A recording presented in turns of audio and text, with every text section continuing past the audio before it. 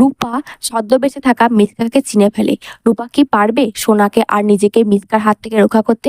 হ্যাঁ বন্ধুরা, অনুরাগের ছোঁয়া আজকের পর্বে এমনটাই দেখা যাবে। বিস্তারিত জানতে ভিডিওটি না টেনে পুরোটি দেখতে থাকুন।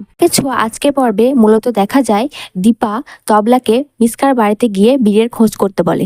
তবলা দীপার কথা মতো মিসকার বাড়িতে গেলেও সেখানে বিয়ের কোনো খোঁজ পায় না। এবার দীপা তবলাকে আশেপাশে অনাথ আশ্রমে বিয়ের খোঁজ নিতে বলে।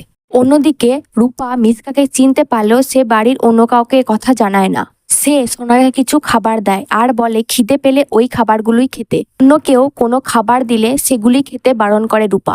আবার অন্যদিকে ভিক্টর ভয় পেতে থাকে যদি পারিজাত সেন সব সত্য বলে দেয়। কিন্তু পৃথা দেবী ভিক্টরকে আশ্বস্ত করে যে সে কোনোভাবেই ভিক্টরকে জেলে যেতে দেবে না। ভিক্টর নিজেকে বাঁচাতে সিঙ্গাপুর চলে যাওয়ার প্ল্যান করতে থাকে এবং অর্জুনকে বলে পুলিশ পারমিশন করে দেওয়ার জন্য। ঠিক সেই সময় বাড়িতে একটি চিঠি আসে এবং সেখানে পৃথা চক্রবর্তী এবং ভিক্টর চক্রবর্তীকে পরের দিন কোর্টে উপস্থিত থাকার কথা বলা হয়। এদিকে সেনগুপ্ত বাড়িতে মিসকা সোনা ও রূপার জন্য শেফালির হাত দিয়ে মিল্কশেক পাঠায়, কিন্তু সোনা ও রূপা বুদ্ধি করে মিল্কশেক ফুলদানির মধ্যে ঢেলে দেয় এবং সেটা মিসকা দেখে নেয় আর মনে মনে বলতে থাকে এইভাবে সোনা ও রূপা তার হাত থেকে বাঁচতে পারবে না।